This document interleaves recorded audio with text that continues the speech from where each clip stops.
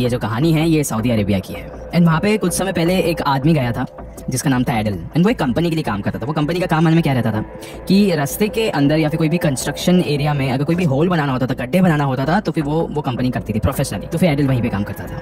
जब ये प्रोजेक्ट आया था उनको, तो फिर वो जो कंपनी वाले थे उनको बहुत अच्छे से पता था कि ये वाला काम हमें और किसी को नहीं, एडल को ही देना है, क्योंकि ये पिछले इतने सालों से हमारे साथ काम कर रहा है, तो इससे ज़्यादा अच्छा और कोई आदमी नहीं होगा। एंड उसी वजह से एडल को 30 लोगों की टीम दिया गया ये वाला काम करने के लिए। एंड ये जो जगह थी जहाँ पे ये प्रोजेक्ट होने वाला था वो 30 किलोमीटर दूर था मदीना से। मदीना एक बहुत फेमस सिटी है यहाँ पे सऊदी अरेबिया में। लेकिन जो ये इलाका है ना, ये सिर्फ मदीना की वजह से फेमस नहीं है, और एक वजह है यहाँ की। एंड जैसे ही एडल को वो वाला प्रोजेक्ट सौंप दिया गया था, तो उसे एक चीज़ बहुत अच्छे से पता था कि ये वाला प्रोजेक्ट के लिए ना हमको टाइमिंग बहुत ज़्यादा कम मिली है, तो हमको डे एंड नाइट काम करना पड़ेगा, डबल शिफ्ट में हमको काम करना पड़ेगा। फिर एडल अपनी पूरी टीम को लेकर उस प्रोजेक्ट साइट पे पहुंच गया। एंड उन सबको कह दिया था कि अभी आपको डबल शिफ्ट काम करना पड़ेगा। एंड जो एडल था अभी उसको भी वहीं पे रुकना था। एंड जो पहला दिन था वो ही नाइट शिफ्ट का था। एंड जो वहाँ पे वर्कर्स काम कर रहे थे ना, वो लोग लोकल थे, आसपास ही रहते थे वहाँ पे। उन सबको पता था कि उनको किस जगह पे काम करना है। एंड शायद इसीलिए वो जो वर्कर्स थे वो इतने ज्यादा घबराए हुए थे। गाइस, ये जो एडल था ना, उसको 30 लोगों को हैंडल करना था, तो इसीलिए कंपनी ने उसको एक असिस्टेंट भी दिया था जिनका नाम था हैनी। अभी जो वर्कर्स थे उनको फाइनली पता चल गया था कि अभी हमको रात भर उस एक स्पेसिफिक जगह पे काम करना है। तो फिर सब लोग गए हैनी के पास,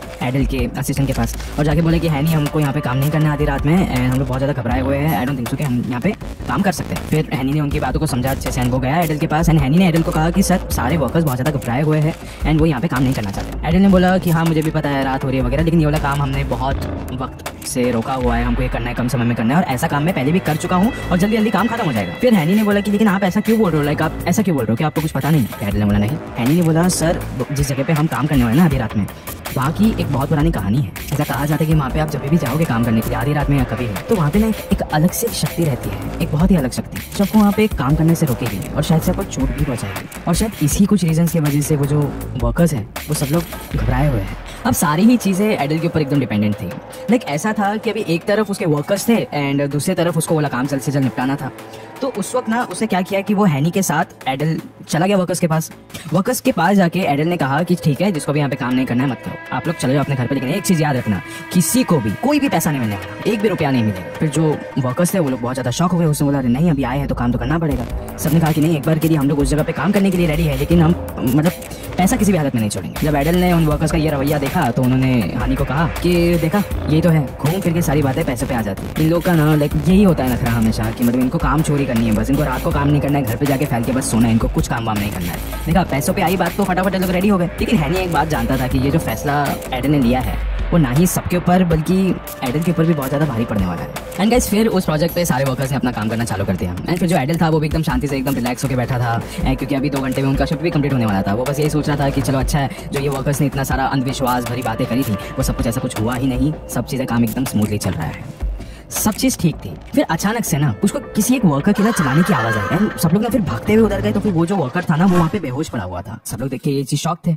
उसको उठाया, उसको थोड़ा होश में लाने की कोशिश किया, उसके चेहरे पे थोड़ा पानी छिड़का, वो होश में आया। उसने कहा कि वो इंसान कहाँ है, वो है कहाँ? फिर सबने बोला कि किस इंसान की बात कर रहे हो आप? एडल ने भी बोला आप किसकी बात कर रहे हो? उसने बोला काले कपड़े में यहाँ पे एक इंसान खड़ा था मेरे सामने, उससे मेरे बाल खींचे, कपड़े खींचे, मुझे बहुत मारा भी, मुझे शायद से यहाँ पे काम ही नहीं करना चाहिए था। ये सब कुछ कह रहा था वो वर्कर। अभी कुछ देर तक उस वर्कर के साथ सब लोग ने बात किया, उसको थोड़ा सा दिलासा दिया कि नहीं ऐसा कुछ नहीं है, सब कुछ तेरा वहम है। फिर उसके बाद थोड़ी देर तक सब कुछ शांत हो गया। फिर एडल ने भी बोला कि मैं भी अभी जाता हूँ, अपने ऑफिस का एक कंटेनर था वहाँ पे, ऑफिस के कंटेनर में जाके मैं बैठ जाता हूँ, थोड़ा आराम करता हूँ, जो पेपर वर्क है वो सब कुछ देख लेता हूँ। कुछ वक्त तक सब कुछ शांत था। फिर जब एडल ने अपनी खिड़की के बाहर देखा, फिर उसने देखा कि सारे वर्कर्स अपना काम कर रहे हैं, जो हैनी है वो एक गधे के साथ चल के कहीं तो जा रहा है। एडल को ये देख के बड़ा अजीब सा लगा। उसने बोला यहाँ पे आसपास कोई जानवर है ही नहीं, दूर दूर तक नहीं है जानवर, ये कैसे आ गया? वो कंटेनर से बाहर निकला एडल और हैनी को जाके बोला कि तू इसके साथ कहाँ जा रहा है और ये आया यहाँ पे क्या से? फिर उसके बाद हैनी ने कुछ ऐसी बात कह दी एडल को कि एडल ना आज भी जब इसके बारे में सोचता भी होगा ना तो परेशान हो जाता होगा। हैनी ने एडल को कहा कि ये जो गधा है ना मुझे जिन्नातों के बादशाह के पास लेके जा रहा है। हैनी ने कहा है जब तक हम जिन्नातों के बादशाह से यहाँ पे नहीं मिले, मुलाकात ना करें, वो हमें इन पहाड़ों से बाहर नहीं जाने देगा और यहीं पे कैद करके रखेगा। हैनी की ये सारी बातें सुनने के बाद एडल के कान सुन पड़ गए थे। लाइक वो अपना होश खो बैठा था, उसके हाथ एकदम लाइक नम हो चुके थे। फिर उसने अपने आसपास देखा कि उसने देखा कि यस ये वही पहाड़ है। शायद से उसने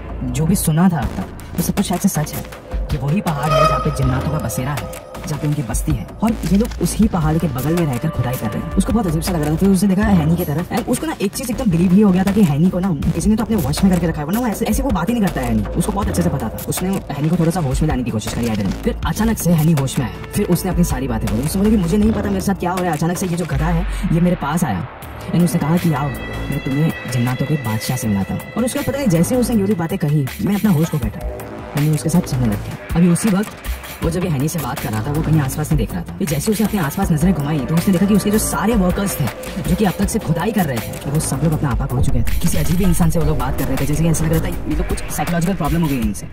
अजीबोगरीब वो लोग हरकतें कर रहे थे जैसे कि अब ये बदन उनका है ही नहीं। एक चीज साफ साफ नजर आ रही थी, क्या वो सब ने अपनी रूहों को खो चुके हैं।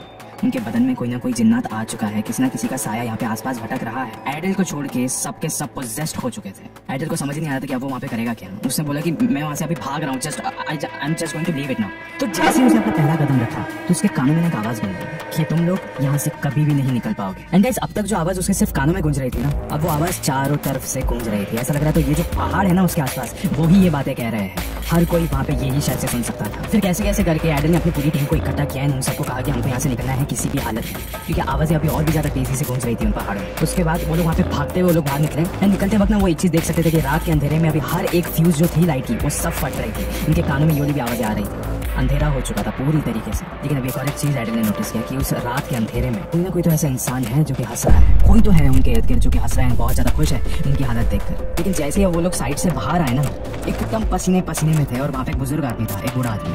वो देख के वहीं पे रख गया। फिर उस बूढ़े आदमी ने एडल को पूछा कि आपके साथ क्या हुआ, इतना पसीना आ रहा है, आपकी पूरी टीम एकदम टेंशन में लग रही है। फिर एडल ने कहा कि हम सबके ऊपर, हमारी पूरी टीम के ऊपर जिन्नातों का हमला हुआ है। फिर वो बूढ़ा आदमी बहुत अच्छे से समझ गया कि एडल क्या बात कर रहा है, उसको क्या बातें अभी उनको कहनी है। उस बूढ़े बुजुर्ग ने उनको कहा कि एक काम करिए, आप मेरे घर पे आइए जो कि पहाड़ के पास में ही है, आइए वहाँ पे। एंड वो अपनी पूरी टीम को लेकर उस बुजुर्ग के साथ वहाँ पे चला गया। एंड फिर उस बूढ़े बुजुर्ग ने कहा कि आपके साथ जो भी हुआ है उसके लिए ना आप खुदा का शुक्र अदा करो, क्योंकि ऐसा हर किसी के साथ नहीं होता जो कि यहाँ से लाइक अपनी जान बचा के आ सके। एक्चुअली यहाँ से तो कोई जान बचा के आता ही नहीं है। ऐसी कई सारी कहानियां सुनी है मैंने अपने बचपन से लेकर अब तक, इस बुढ़ापे तक, कि यहाँ पे इंसान जो भी गया है आधी रात में वो कभी भी बच के नहीं आता, वो हमेशा गायब हो जाता है, कभी भी किसी की नजरों में नहीं आता। इन्हीं पहाड़ों में कहीं ना कहीं वो इंसान घूम जाता है या फिर जो जिन्नात है वो उसको नोच के खा जाते हैं। एंड शायद से ये सब कुछ आपने भी महसूस इसलिए किया है क्योंकि ये इन पहाड़ों का ना एक बहुत ही पुराना खौफनाक इतिहास है। फिर उस बूढ़े बुजुर्ग ने एक और एक बात कही कि हम इंसानों ने मिलकर भले ही बहुत सारी तरक्की कर ली हो, लेकिन ऐसे कुछ कुछ इलाके होते हैं जिसको हमको ना अकेला छोड़ देना चाहिए, बिल्कुल भी छेड़ना नहीं चाहिए। क्योंकि ये जो इलाका है ना जहाँ पे अभी हम खड़े हैं, यहाँ पे आप आसपास जितनी भी बिल्डिंगें देख रहे हो जो कि दूर है, वहाँ पे ना बहुत सालों पहले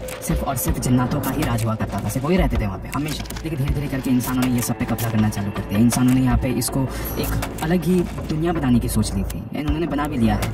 फिर इन जिन्नातों के लिए अगर कोई चीज़ बच गई थी वो थी सिर्फ ये एक पहाड़। एंड जिस भी इंसान ने इसको कब्जा करने की कोशिश करी ना, उसको हमेशा बदले में बुराई ही सामना करना पड़ा है, कुछ भी अच्छा नहीं देखा है उसने कभी नहीं। एंड जो भी इंसान यहाँ से कभी भी जाता है ना, उसके कानों में अक्सर एक आवाज़ तो हमेशा गूंजती है कि तुम यहाँ पे सिर्फ एक गैर इंसान हो, ये इलाका हमारा है, आपको यहाँ पे नहीं रहना चाहिए। एंड सिर्फ इतना ही नहीं है इस बारे में, यहाँ पे और भी एक चीज़ है जो कि बहुत ज़्यादा स्पेशल, बहुत ज़्यादा यूनिक है, बहुत ज़्यादा हॉन्टेड है कि अगर कोई भी गाड़ी किसी पहाड़ पे अगर अटक गई, बंद पड़ गई, तो फिर वो गाड़ी ऑफकोर्स तेजी से नीचे आ जाएगी, नीचे की तरफ चली जाएगी। लेकिन ऐसा नहीं होता यहाँ पे। अगर यहाँ पे गाड़ी चढ़ान के वक्त ऊपर चढ़ रही है तो गाड़ी नीचे नहीं बल्कि और ऊपर की तरफ जाती है। मतलब गाड़ी को ऊपर से कोई तो खींचता है अपनी तरफ। ये कैसे हो सकता है, like how is it possible? And बहुत सारे लाइक ऐसे लोगों ने यहाँ पे ट्राई भी किया है। लोग ये भी लॉजिक लगाते हैं कभी कभी कि अगर गाड़ी ऊपर जाएगा तो फिर ऐसी बहुत सारी चीजें जो हम लोग यहाँ पे रोल करें तो ऊपर जाएंगे। लोग जो पानी की बॉटल है वो भी यहाँ पे सब फ्लो करके देखते हैं, लेकिन पानी नीचे की तरफ जाता है, लेकिन सिर्फ गाड़ियाँ हैं जो ऊपर की तरफ जाती है। मतलब सोचिए ना, अगर ये पहाड़ में इतनी ज्यादा शक्ति है तो यहाँ पे वो जो लोग हैं, जिन्नात हैं, जो भी है, तो यहाँ पे किसी को काम करने कैसे दे सकते हैं? आई डोंट थिंक सो कि ऐसा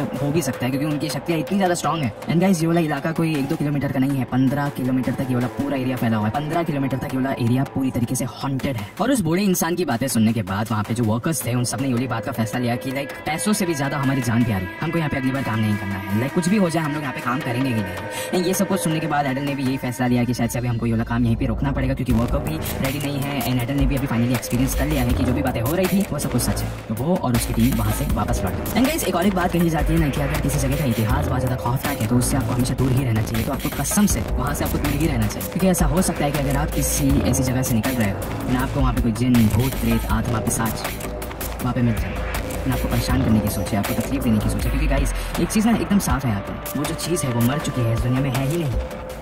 वो चीज़ का कोई बदन नहीं है, कोई शरीर नहीं, आप उसका कुछ बिगाड़ नहीं सकते, लेकिन वो आपका हर वक्त हर सेकंड कुछ ना कुछ बिगाड़ सकते हैं। अपने आप को बचाओ, अपनी ईगो की वजह से कोई ऐसी जगह पे मत चले जाओ। अपने घमंड में आके किसी जगह नहीं जाना, या फिर गुस्से में आके नहीं जाना कि नहीं मैं तो ये सब चीज़ों से बिल्कुल भी नहीं डरता। ये सब चीज़ें वाकई में होती है, इनसे बच के रहिए। आज इस वीडियो के अंत में मैं आपसे बस इतना ही कहना चाहूंगा कि अगर आप नियर फ्यूचर में कभी भी सऊदी अरेबिया जाने की सोच रहे हो तो आप जाइए, बिंदास जाइए, लेकिन इस पहाड़ के पास ना जाइए, क्योंकि ऐसा हो सकता है कि आप वहाँ पे सिर्फ एक टूरिस्ट बन के जाओ, सिर्फ घूमने के लिए जाओ, लेकिन घर लौटते वक्त आपके साथ में कोई और भी हो जो कि इस दुनिया में जिंदा ही ना हो, एक जिन्नात हो जो कि आपका साथ कभी नहीं छोड़ेगा, आपके साथ ही हमेशा रहेगा, आपको तकलीफ देता रहेगा, आपके अगले आने वाली जनरेशन तक ये सारी चीज़ें हो सकती है।